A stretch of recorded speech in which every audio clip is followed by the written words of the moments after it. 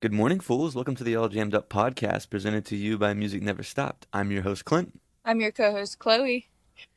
and today we're far, far away. Well, we're all jammed up and we're ready to blast. It's time for Clint Chloe's Music Podcast. Yeah, we got a weird little separation going on.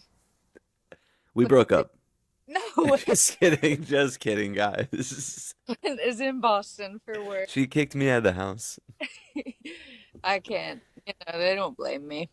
But yeah, I'm out of town. I'm out of town, but like we said, we don't miss episodes around here. Me and Chloe find a way to make it work. So here we are.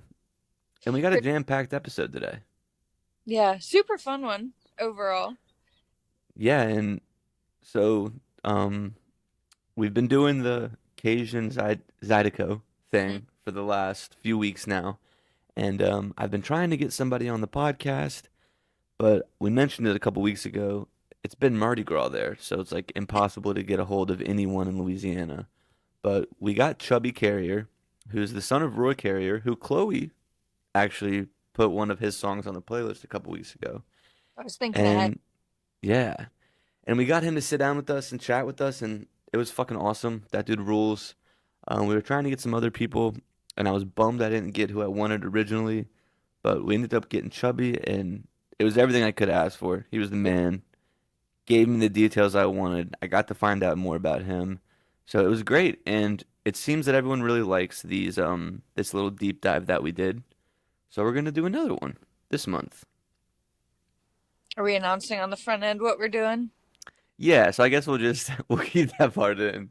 Um, we're gonna do Gaelic and Celtic music. It's March, St. Patrick's Day. Feels like it fits the vibe. I know I did a poll, and I think what West African psychedelic won, but we're gonna do that after.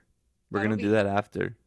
We listened to the people, but Gaelic and Celtic was our idea after we did the Cajun Zydeco one. But but yeah, we wanted to do this one because there's some people I already want to try to interview, and some stuff I want to talk about. yeah. So the deep dive will start on that one next week, maybe. Who knows? We're still figuring out as we go with me being out of town. But I'm gonna try to yeah. get Flogging Molly. Oh, there's someone I really want to get, and I'll tell you about it when I get home. Now, we're gonna Okay. review a bunch of albums on the back end because a bunch of new music came out with the last few days. What albums are they, Chloe? Remind me. So we got Magoo's first complete album release. Oregon Fairchild's album Boom. Goose had a remix album come out. And then there's a couple songs from a couple other albums that were just released that will be coming out later. So we got a handful.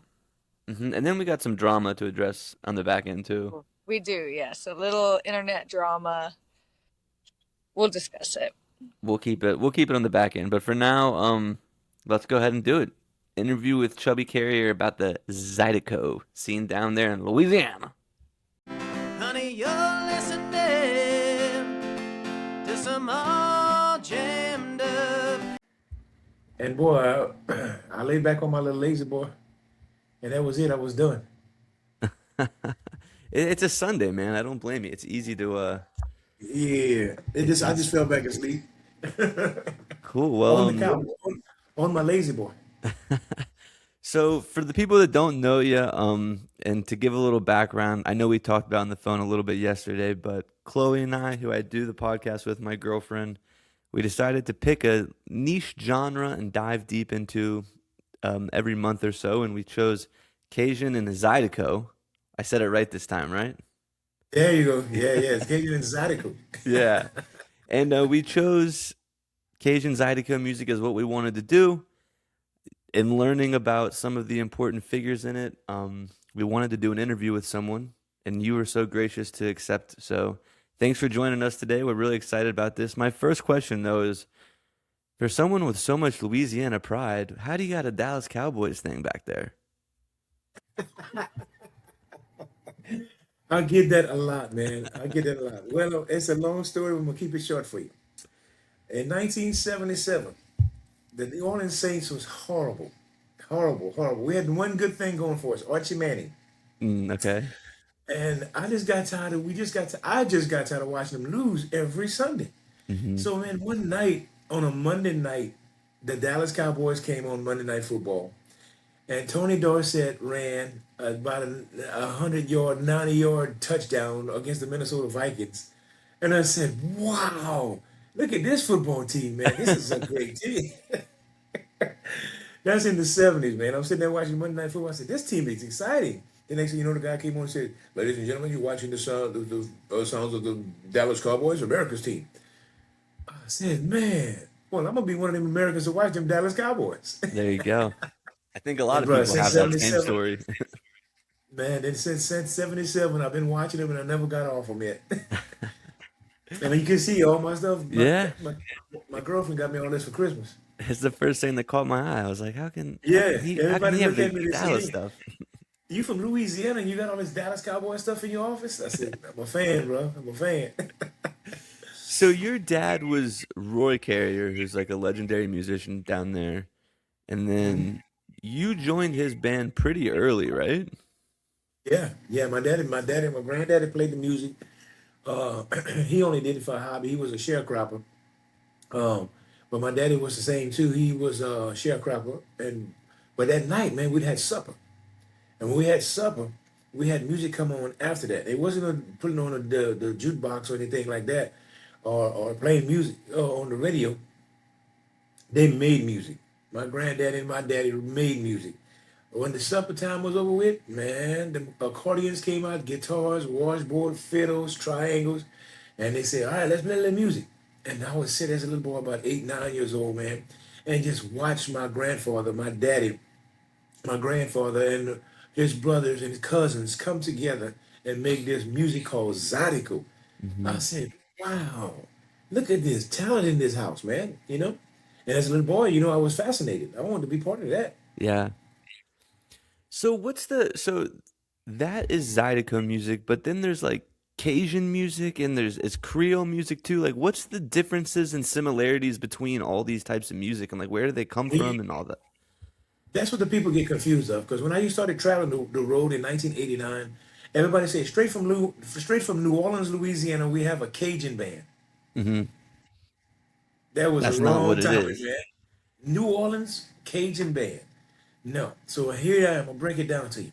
When you're in Southwest Louisiana, you're talking about Church Point, Lawtell, Opelousas, Brobridge. This is the name of the towns you haven't heard of, right? Hmm. Everybody hear about, oh, how's New Orleans? I don't know. I don't live there. Oh, I thought Cajun music was from New Orleans. No, it's not. Dixieland and jazz music is from New Orleans. Jazz. Oh, okay, I'm confused. Well, if I go on the road and people ask me about it, they said, okay, I got to clarify. I play Zydeco music from the Creole families of Southwest Louisiana, and the music we play is known as Zydeco. So let me say that again. I play this music from the Creole families of Southwest Louisiana, and it's from the Creole families of Southwest Louisiana. Like I said, the small towns. Hmm. Uh, and we Creoles that play Zydeco music. Okay. Now the Cajuns are here too. Cajuns play more of a waltz, two-step, a lot of slow ballads. Um, it sounds a little country. And they That little have twang. typically like a fiddle as the front man The compared to the fiddle is the front accordion. man from it. And you're gonna see in Zydeco music, you're gonna see a washboard and an accordion. That's the typical two main instruments, Hmm. the washboard and the accordion. It used to be the accordion and fiddle, but the Cajuns came along and they started playing a lot more of the Cajun style, Okay. and they use more of a fiddle. So if you see a fiddle with a accordion, that's more of a Cajun band. They play more of the French. But every other song is singing French. Hmm. But that started way back in then with the Creole families. But the Cajuns took over it. They said, man, this is some good music. We're gonna take it and then and we're gonna run with it. But again, when you're breaking it down, Zydeco music belongs to the Creole families. Okay? And that's a mixture of R&B, blues, soul, and rock and roll. Cajun music is gonna be with the more of the Cajun family here in Southwest Louisiana, which you're gonna hear a sound of a bit of two steps, waltzes, a little bit of country, played with the fiddle. That's the main instrument with their band, with the Hmm. Cajuns. A lot of fiddle and Cajun bands. So is the Cajun more that's like the French Canadian, whereas Zydeco is more of the like Creole from like Haitian background, stuff like that? Well, you see, here's the deal. When the Zydeco music came in, um, everybody that from Nova Scotia came here and they became not Arcadians, but they become Cajuns. Uh, but and if you hear the Zydeco music, what you said is going to lean towards more the black Creoles from Southwest Louisiana. Okay. Uh, but the Cajuns, yeah, a lot of them is the white speaking French families from Southwest Louisiana, you know, Okay. and they are known as Cajuns, yeah. So the blacks, yeah, you can say like a lot of ascended from Haitian, Africa, Haiti, you know, where to a lot of the Cajuns came from Nova Scotia, you know, and that's the white French speaking families of Southwest Louisiana. Gotcha. Gotcha. Okay.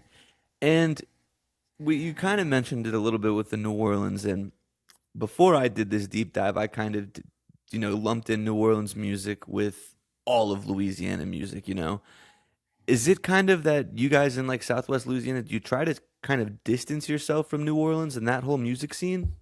No, no, no. It's not distancing ourselves. It's just that it's a big separation in genre of music. Okay. Okay, when you were born in New Orleans, Louisiana, you played jazz, you played Dixieland. Um, Most of that's what and New Orleans funk. Okay, but they lived 2.5 hours from us, and that was the style of music they were growing up on. Man, you go to Hmm. New Orleans, every street corner you're gonna see a trombone player, saxophone player, flute player, trumpet player, clarinet player. That's the music they grew up on, jazz. Jazz is just big in New Orleans, and people just refuse. I don't know why they just think it's this of Cajun and Creole. It's not. New Orleans is jazz, and people they'll always think about even when I was touring, they always wanted to say from straight from New Orleans, Louisiana, Chubby carrying the Bayou Swamp Band. I'm not from New Orleans, Yeah. but they didn't know. They didn't know.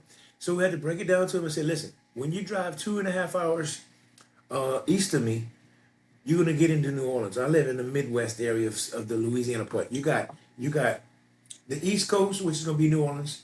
I'm in the Midwest, which is gonna be all the small towns like Breaux Bridge, Church Point, Opelousas, Lawtell, right in the Midwest. Okay, and then you head west, then you're gonna get into Texas. Hmm. But you see, that's what people don't understand because they don't know the small towns where the Zydeco music originated. When I was traveling in Kansas City, Minnesota, South Dakota, everybody thought I was from New Orleans. They never heard of Breaux Bridge. They never heard of Opelousas. They never heard of Church Point. They don't know those small towns.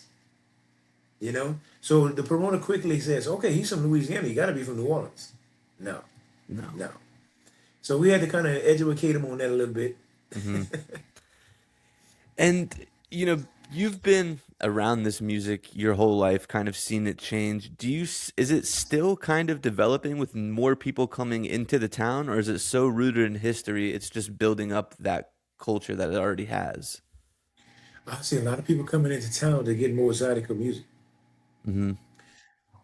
Especially when I toured in the '89 through in the '90s. People fell in love with it. When I went to Minnesota, South Dakota, North Dakota, Connecticut, Kansas City, St. Louis, people goes, where can I get more of this music? I want to hear more Zydeco music because it's uplifting, it's high energy. Uh, People get adapted to it because the energy that we pour out. And they go, man, when they hear that, they go, oh my goodness, this music make me want to tap my toes. Some people actually moved here, man. I got a lot of people from Florida, Washington, D.C., Virginia, Minnesota, let's see, that Connecticut and New York that's living in Louisiana now. And I said, why y'all come move to Lafayette? We wanted to be around more Zydeco music. Can you believe that? They That's wanted to be awesome. more around it more. Because I tell you what, because when you get to Lafayette, man, there's a Zydeco. You think there's a Walgreens on every corner. There's a Zydeco band on every corner, buddy. Yeah. Yeah, man, Louisiana is such as I've been to New Orleans a bunch, but I haven't really ventured too far out of there. But the culture of New Orleans at least just seems it's always so welcoming there, and like everybody's so friendly, and the Yeah. music and the food and the history, the architecture. It's just a really special place. So I was really eager to learn about the music. But I want to learn about some of your career too. You know, someone that started at 8 with your grandparents and then you became this touring musician, you won a Grammy. Like talk to me kind of in a very niche genre. Like how did touring begin for you and like what all did it allow you to do? Yeah, first let me go back to what you just said. That's funny that you said that because the people are so friendly here. I noticed that when I was on the road traveling. I got to Chicago, New York. Nobody was friendly, man. And me, I'm from Louisiana. Hey, how y'all doing? Hey, I'm Yeah. Chubby Cat. I'm from Louisiana. But the minute I say that, they grab their cell phone, they grab whatever they go, they thinking I'm going to rob them or something. I said, what's up with that? You know, Yeah. I'm a Southern boy, but I got a story. I got some people that lives in Chicago. So all of a sudden, man, they met us in Chicago while I'm playing at Buddy Guy's Legends Blues Club many years ago. And he came to Louisiana. I invited him to come to Louisiana. He said, "Oh my God, it's a whole different world down here. People invite you to come eat. People invite you to come stay. People can invite you to come to their houses." He said, "Man, that don't happen in Chicago. That do not happen in Chicago." And I said, "But you're right. People are that friendly around here. You know what I Mm-hmm. mean? We are. We just are. We like to invite people to our homes, eat some of our food, listen to our music. It's always a gathering. When I was a little boy, let's take it back since you said that. I'm 8 years old. I'm watching my families come together, man. Food, family, music. It was a gathering. It was a gathering, man. Every Sunday we got together with one of our relatives after church. And we gathered and we said, we're going to eat, we're going to visit, we're going to play some music. And coming up as an 8 year old watching that, man, I wouldn't trade it for this world right now for nothing. You hear me? Because in those Mm-hmm. days, we came together as a family. We came together as people of Louisiana that was musicians that gathered together and played music together. Man, today we don't have that. We don't have that no more. I was so blessed to be raised up in that era, in that era. At 8 years old, watching my grandfather, watching my cousins Calvin and Baby play these fiddles, and I can just see it now, man. I'm reminiscing right now. I'm sitting down in a little fetal position, just watching them going. Look at my grandfather. Look at my daddy. Look at my cousins Calvin and Baby making music. I mean, it was just a blessing, man. Yeah. And for me to sit there as a kid to watch that, you know, just to sit there and watch those musicians come into my house, that was my family, play these instruments. And then when I sat there, they offered to us, the children. They said, okay, they put the instrument down, and next thing you know, we go bling, bling, bling, bling. And then they captured the eye of my daddy and my granddaddy. Said, "Oh, you want to learn how to play?" Yeah, Dad. I mean, I don't have a PlayStation. I don't have Nintendo. I don't have no Game Boy. You know, I had instruments, man. Mm-hmm. That was in my household. Not every kid had that in their household. Not every one of them. I was blessed to have that in my household. But to come up and watching my daddy, my granddaddy, and my cousins play the music, how could I not get involved in that? Zydeco music can just bring people together. It did. Yeah. That's awesome. And then so what was your like what was your path into like making it cuz correct me if I'm wrong, but it sounds like your parents, your grandparents, cousins, you guys were just playing at home, you know, for the community aspect of music, but you made a career out of it, like touring and everything. So like how did you go from just taking this thing that you did with family into making a living out of it?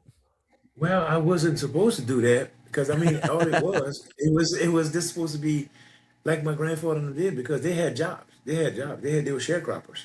And then Daddy said, "We weren't gonna play on the weekend. This to give us something to do because they couldn't tour. They had big families, man. My daddy had 7 children. His grandfather had 13 kids. You know, they was big families. They could not travel. And they wasn't thinking about traveling. They didn't think Zydeco music would go no further than Texas. But then California started calling because people start moving to California from Louisiana to California. Mm. And then they started inviting Clifton Chenier, the king of Zydeco, to California. Clifton said, "Oh no, I'm not going away to California, man. Oh no, no, no. I'm staying right here in Southwest Louisiana. I'm gonna just circle the area. You know, Cecilia, Brobridge, St. Martinville Parks, Church Point. He played just around the area. But his cousins all moved to California for jobs. And he said, "Come to California, come to California." So he finally went to California. But in my daddy era, same thing. Daddy would just say, "We just only play. It's just a hobby. We love to play music, and then the weekends we go play for our church, you know, a church dance, or we go play some gathering or some festival or something. But I'm not doing it as my job. So I came upon, they paved the way for me, and I said, "Well, man, since y'all just put the gravel down, I'm gonna go ahead and pave the way and take it to the next level." And then my daddy said, "What you gonna do?" I said, "Man, I think I'm gonna take you and Papa and cousin Calvin and Baby Music on the road." Mm. He said, "What you mean?" I said, "Man, I think I'm gonna get me an agent and I'm gonna travel all over the world." He said, "Well, what, Zydeco music?" I said, "Yeah." Man, Daddy old school, he said, you go do that. I'm gonna stay home and feed the pigs." I said, "Well, Daddy, I think y'all music should be heard, man. Y'all music should be around the world." And he said to me, he goes, "Well, yeah, but I'm not doing that. I ain't doing that." I said, "Well, I'm gonna go give it a try." 1989, I got me a band called Chubby and the Bayou Swamp Band. I decided I'm gonna I'm gonna travel all over the world. I look at the map and I said to the agent, the agent said, "Where you want to go?" That's Everywhere. 50 states, huh? I want to go everywhere. I want to take it every state.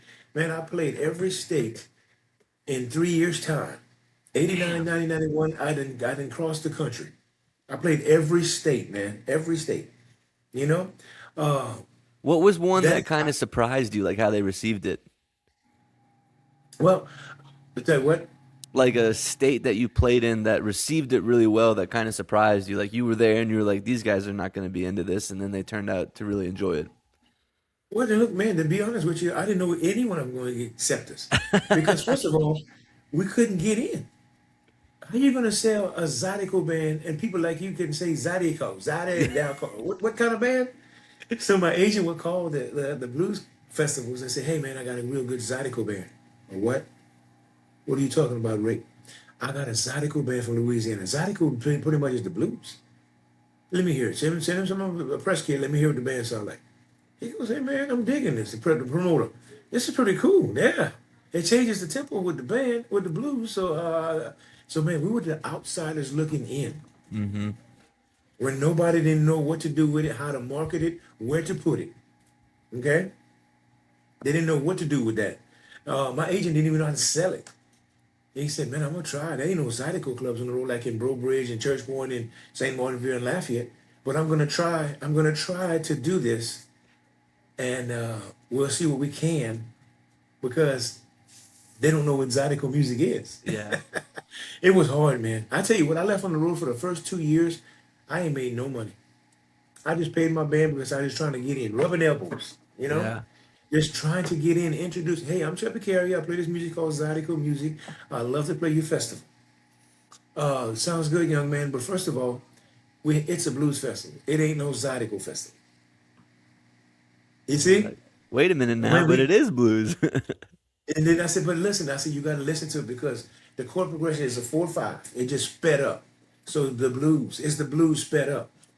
But then again, a lot of promoters took a chance. Okay, I'm gonna give him a little money to let him come in and let him open up the festival. And man, we got it. I said, "I don't care as long as I get in. I just want to play that festival." Before you know it, in 2 years' time, those agents were calling me and my agent up and said, "Where can I find more Zydeco music? This changed the pace of my festival. I like the sound of this, man." And I said, "Yeah, because it's just like making a gumbo, man. Whatever you got, throw it in the pot. It's gonna be good." That's awesome. Yeah. What's the shows that you guys play? Is there like any improvisation, or is it like pretty to the book? Like, how's the show layout look for one of your guys' shows? Well, you know what?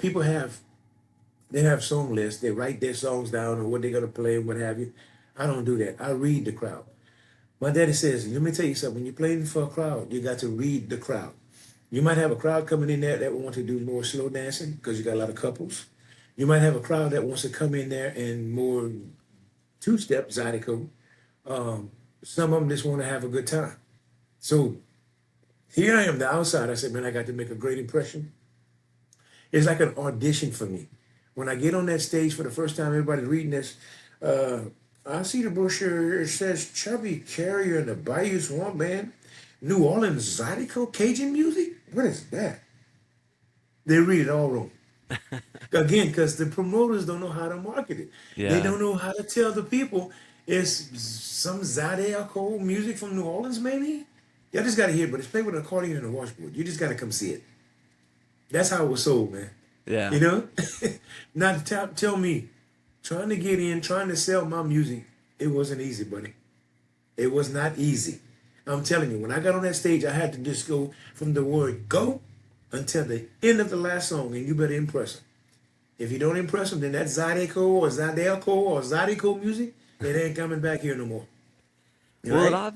it obviously worked for you because you won a Grammy not too long ago, right? Well, that hard work pays off, man. Listen, let's go back to what we were just saying. I wasn't accepted. I was the outsider, looking in, trying to get in. And that took many, many, many, many, many years. 1989, I started my band and started touring. I did 275 dates a year.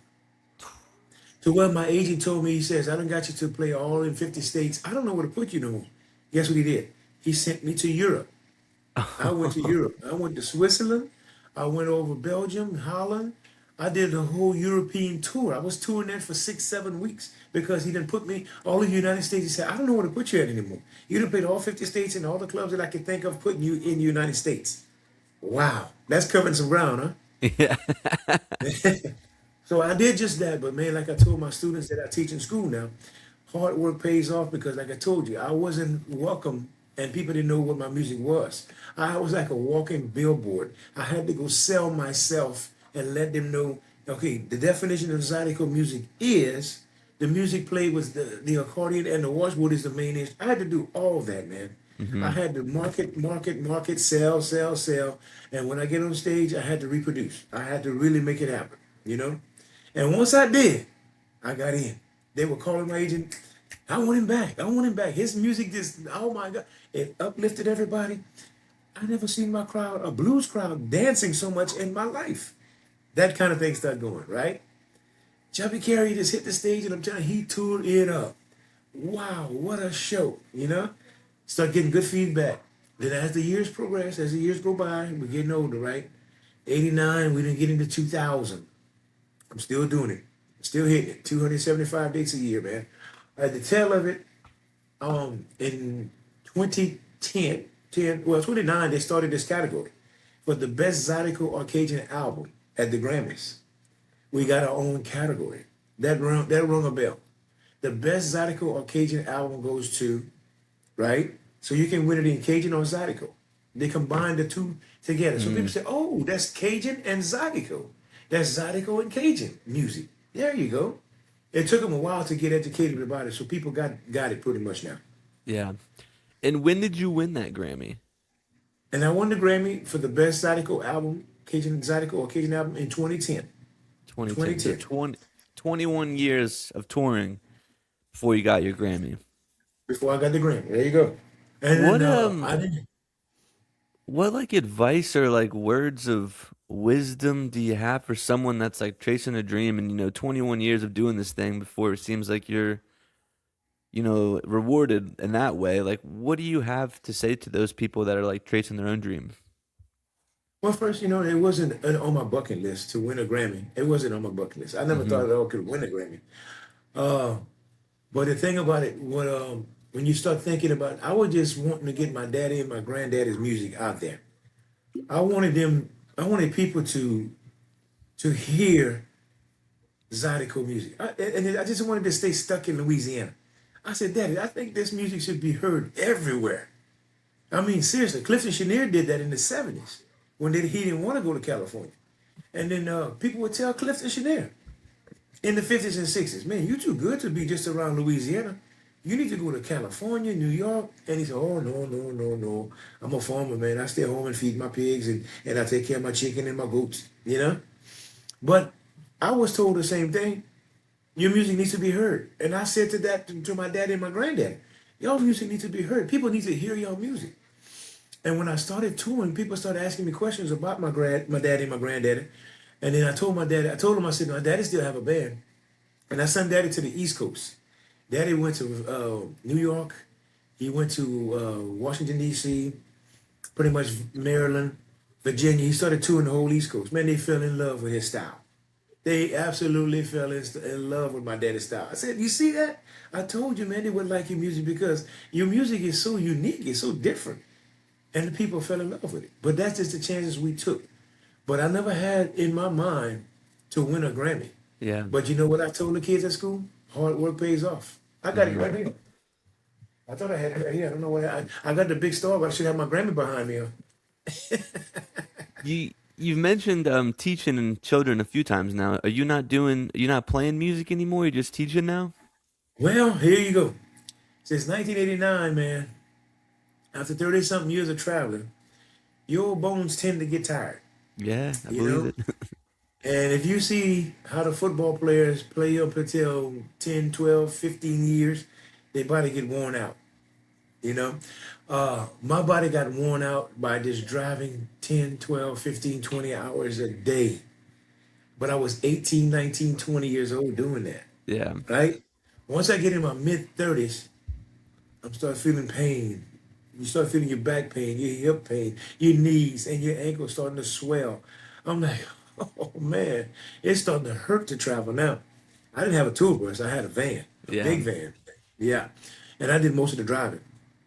So now I didn't, right now, after the millennium, well, I won the Grammy. I slowed down a little bit, but I had to go around the world and just bring my Grammy and says, because you people, y'all did this. This is what happened. I kept coming back for more, back for more, back for more. And then you know what? They rewarded me with a Grammy.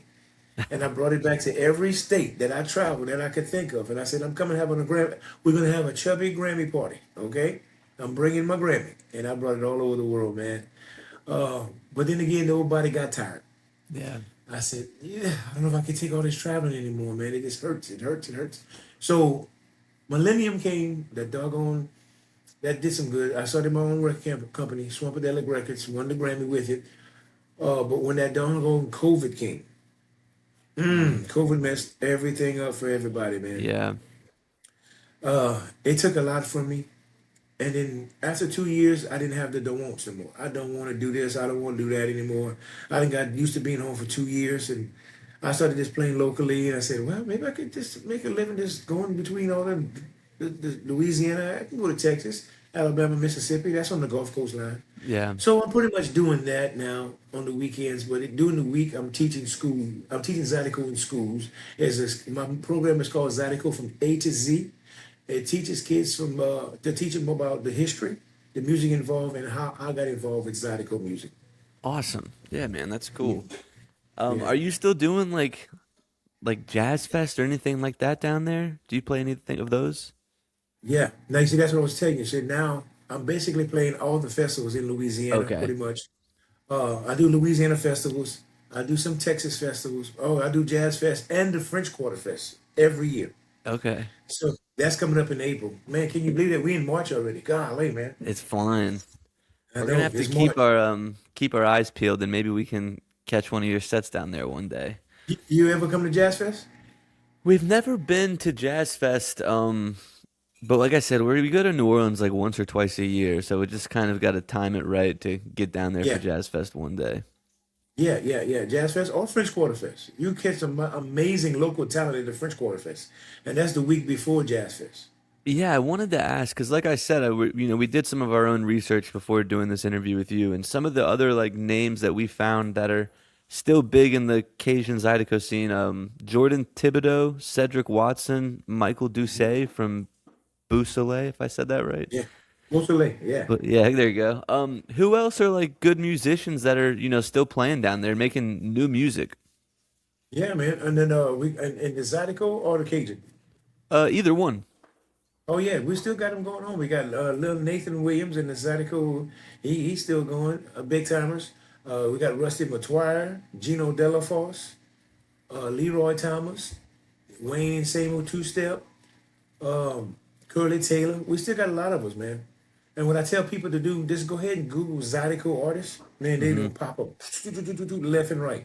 Uh, I also get some of my friends. We just did this thing called the Big Easy Cruise, and they call New Orleans the Big Easy. Yep. You know. So basically, man, we had a festival on this cruise ship. You're talking about George Porter Jr. You're talking about Cyril Neville. You're talking about some of the Neville brothers' kids. Papa John Grove. You name it. All New Orleans bands. Some of the um, the brass bands, Rebirth brass band. This a list of it. It was like a festival on that cruise, man. Yeah. It was unbelievable. But when you take that music, like I said, and you go for you, if you Google Jazz Fest or French Quarter Fest, you're gonna see more of the local bands at the French Quarter Fest. A lot of Mm. jazz, a lot of the Neville brothers, a lot of George Porter Juniors, John Grove, Papa John Grove, brass bands, man, you name it. And the music is phenomenal. Phenomenal. So if you ever time it, man, and get to the French Quarter Fest, it's a free festival too, man. You would Okay. be walking around the French Quarter, okay, and catching all this good music. But then again, if you want Zydeco music, you gotta go west. You gotta head west. You gotta get Okay. out of New Orleans. Well, that's gonna make you understand. Go, man, I was in New Orleans and I caught they had one stage for Zydeco and Cajun music, like Jordan Thibodeau, Steve Riley, Chubby Carrier, Gino Delaforce, that'll play the French Quarter Festival. But most of the time, you're gonna go here and see a lot of the New Orleans jazz music or New Orleans funky music, and you're Okay. gonna be able to see the difference. Oh, okay, now I'm telling the difference. Now I can see it. Nice. Cool. Well, Chubby, man, this has been a blast. I really appreciate you taking some time on your Sunday to sit down with us and chat. Before we wrap up, is there anything that you want to plug? Anything that you want to get out there? No, that's about it, man. I'll just tell you what. Um, but I want to let you know something that the people that's interested in Zydeco music, man, I just want to say thank them for inviting us to be able to do and bring our music to their towns and to their festivals, you know. Uh, until today, we're in 2026, and I can't believe I covered that much ground. But I just keep telling the bands and the upcoming bands to keep looking forward because you know what? I'm from a small town of Church Point, Louisiana. And when people say that you're never gonna ever amount to anything, I didn't listen to that. You know, and I don't want them to listen to it. I want them to follow their dream. Keep it in, it is in their heart, follow your dream, man. Because I mean dreams do come true. And I did that by being a small town country boy from Church Point, Louisiana, walking on the big stage in Los Angeles, winning a Grammy. So I want them to Hell be, yeah. yeah, man, just to be able to say that, you know what, go for it. Do not listen to that junk and keep their head forward and follow their dream, man, because I know it's gonna come true. Awesome. Well, Chubby, thank you so much for coming on, man. You bet, man. Thank you for having me, man. You just got jammed. Welcome back from that interview with Chubby. See, that's what I need is a cool nickname, like Chubby. But Chubby, you're really working on Buzz. Chubby Dotson? Nah. No, Nah. Nah. I don't know. Nicknames are so hard. I've always been such a fan of nicknames. I've only had one. Someone will give me one of these days. It may not come until you're old, you know? You got to make it yourself first, and then the name will come.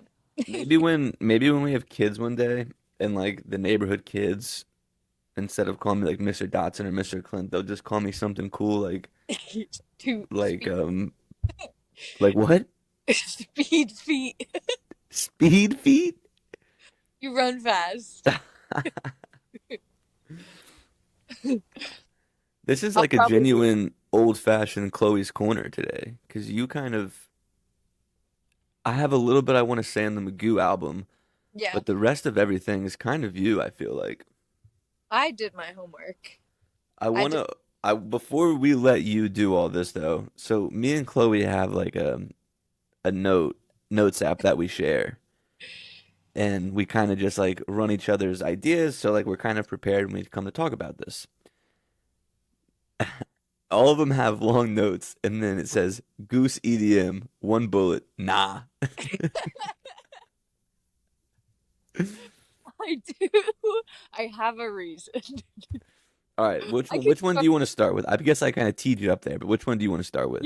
start with this Goose EDM album. So, Okay, I didn't listen to it at all. So what I'm gathering is they took the songs. I forget what the album was called. Everything some Everything Must Go. Everything Must Go. Um, what I'm assuming is they sent a song to like a different artist, like EDM artist, DJ, producer, whatever they want to call themselves. And they covered or like remixed the song. So I like listened to a couple. I listened to like the one that LPGOB did and like the first three on the album. And it just isn't my kind of EDM. That's all it is. Like So it's just it's no new music. It's just like remixes of the album by different DJs. yeah, so they took the song, the lyrics are all the same. They just remixed it. So very cool idea. Yeah, I like the idea. It is just a miss for me because it's not my kind of EDM music I like. Hmm. And there's a song in there, but after flipping through a couple and then I went it's pretty cool that there's one by LPGOB, but again it was so that was just it. But it was a nah for me. Just not my cup of tea. Yeah, and that's Then okay. What kind of like EDM was it like like clubby kind of? yeah, Yeah. felt yeah, more like less kind of scratchy, more like party-y, dancey. Yeah, like a club music kind of. Yeah, Yeah. and that EDM has its time, but as I was listening through these albums sitting on the porch, I was like, all right, it's just not really hitting for me. I'm sure, I don't know if that song Animal is on that album, but I'm sure that could be a fun one. Oh, that one could be. Yeah, that one could be. I don't Hopefully think Miss I Joby listened. did that one. No, she didn't. Oh, she Uh, didn't. no, but I don't remember if that's on that album, that song, or if that was on the other one. But so that's all it was. It is an eh. Nothing And but th good. and then the Magoo album, I did listen to that one. Yeah. I really liked that one. There's a song that they had released already, Mhm. and The completely last trans one on the album. yeah. And I didn't love that song. And I've listened to a lot of Magoo's Nugs shows, and I always really liked them. And I never I never liked some of the like album or the EPs and like the singles that they released on Spotify. I didn't like as much as the shows I listened to, which I Yeah. think is a fair thing for like a band like that. But I Yeah. feel like they've done a really good job with this album on like showing that some of their jams and Yeah. like the singing is good too. So I think it's a really good album. But my gripe is, so I know the bluegrass and the trains, and I get the like whole shtick. We're not really riding trains anymore. Why are we When is singing about all that these song on trains? When was the train? last time you were on the train? I know that that's like part of the scene. That's like, the bluegrass way of life, I guess, is to be around a train at some But point. that was in like the We're 60s and not the doing 70s. Like we're not doing, you could maybe do like the bus or the subway. it. But that's less like romantic than the idea of jumping on a train. So But one day when I interview the Magoo guys, I'm gonna ask them. I'm gonna be like, "How much trains are you guys riding?" yeah, because like what gives you the right to sing about trains when you don't ride trains? You don't know Yeah, train. because like you imagine back in the day, and maybe this is just it's all romanticized, but you would think that Yeah. like these guys were riding trains, and they're singing about their experiences. And I get that the bluegrass, like the thing is trains, but like there's got to be something that we can relate to modern day trains. Yeah, I know what you mean. We got to make a switch over from trains and do like Instacart, maybe. Songs Lime about scooters. Instacart. Yeah, yeah, songs about bird bikes. But great album. So shouts out I those guys, have, Magoo. They're on a tear right now. so I really like, specifically, I paid a lot of attention to the mandolin in this album. It Mm. seemed like it was kind of in the forefront of my listening ears. The all the other instruments and like the vocals of it are amazing. I think the songs are a little bit cheesy in some of the words, but I do have a feeling that might also just be a bit of bluegrass. That sometimes your songs get a little cheesy, but they had a super super cool jam in the song "The Road" that I really Hmm. liked. I was I was vacuuming while I was listening through the end of this album, and I like heard it over the vacuum and had to turn the vacuum off and go rewind a little bit so I could hear the beginning of the jam. But I really liked that song. And then Ohio Blues and Angel of Telluride I really liked also. Those were two That's the that one with Sam Bush in that one too, right? the Angel will Angel. tell you right. Yeah, Oh, I didn't know that. I think he is. Yeah. Also, they have one song, "Can't You Hear That Train?" I think Mm. they do put a train whistle in there, which I was a big fan of that. They like incorporated the train whistle into the jam, which was pretty fucking cool. Do you think it was a recording or do you think they have one of those train whistles? I think it was probably recorded. I don't know. I don't know. We got a lot of questions for the Magoo Because we guys. We were got to wrong get them about on. the Billy horse clops. Yeah, and people, dude, people were like DMing me and commenting on like I was some kind of idiot for not knowing that. They Yeah, were like, "Duh, he just taps we're on." I was like, like, "All right, hands up." I didn't know. yeah, like, what does he use to tap? Is it his fingers? It's fucking loud and accurate. It's not our fault for not knowing. I guess I should have known because Billy's the king. Yeah, Should have known. yeah. The next album I went through today was Oregon Fairchild's new album, Boom. I will say you had a note on there, Waves of Daniel. You made a comment about the voicemail. Yes, I love. So, to me, the voicemail is a very like pop punk, sad boy rock thing to Yeah, do.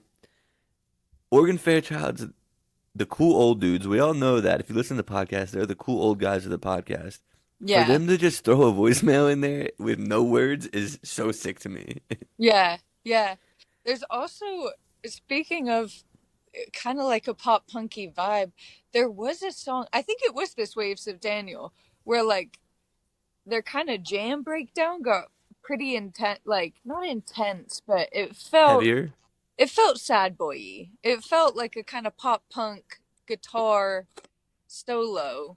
And I do think it was in that song. So maybe they're in their sad boy days. Maybe they're wanting to bring back pop punk. I don't know anything about the song names because I think I just listened to that whole album while working out the other day, and it's just so good. It's like you don't even got to check anything or skip anything. Yeah. Yeah. They make very cohesive music, I feel like is the word. I agree with that. And like I'll always be surprised by no lyrics but so like entrancing. Like they just keep you captivated. You Hmm. don't click away. The song Boom I said makes me feel like I'm surfing. It was very like Two big booms for that song. two big booms. It was very kind of surfing USA vibes with the way it sounded to me with my limited knowledge on music.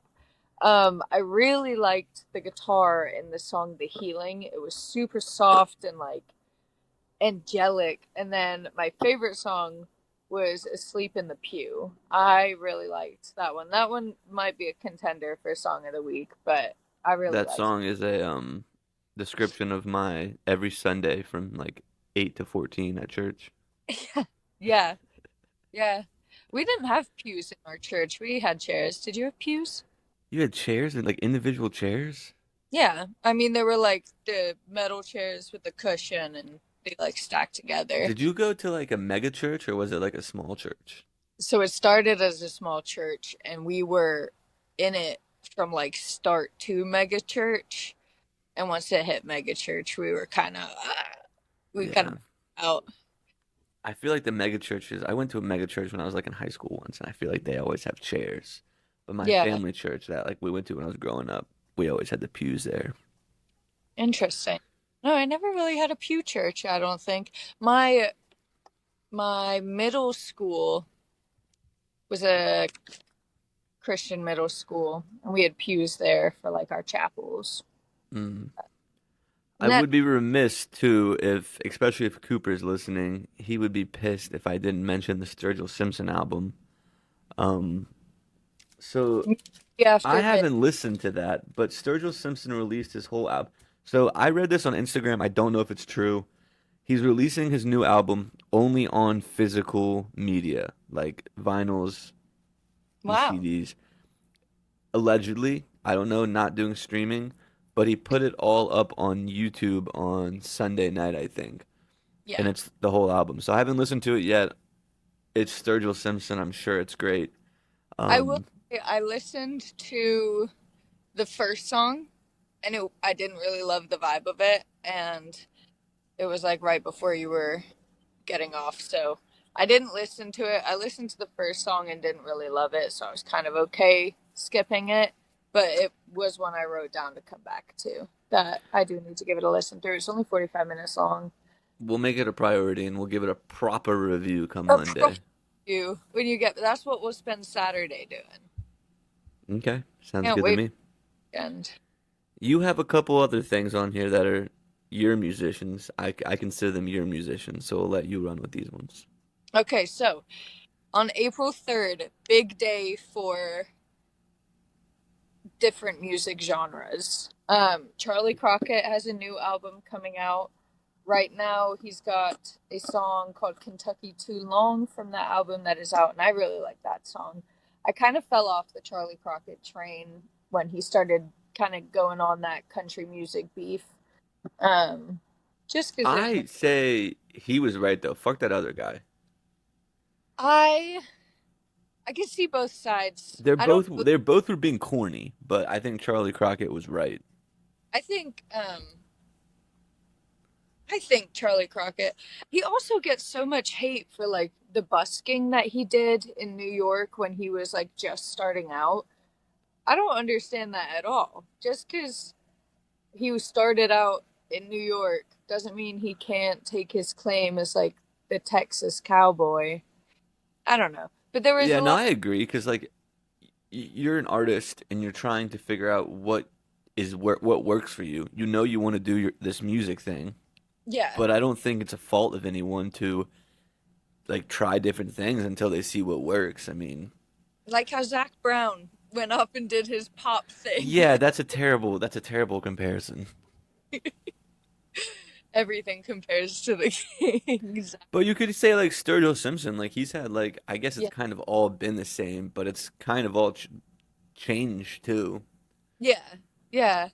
So I will say it seems like I might be back on the Charlie Crockett train. He was kind of releasing music pretty consecutively, and then the last 6 months, maybe, I hadn't heard a weep out of him except for like all the big chested drama. So I'm excited to hear the rest of this album. I like that song Kentucky Too Long. It's kind of got a um there's a word I want to use and I can't find it. It's got a cool vibe to it.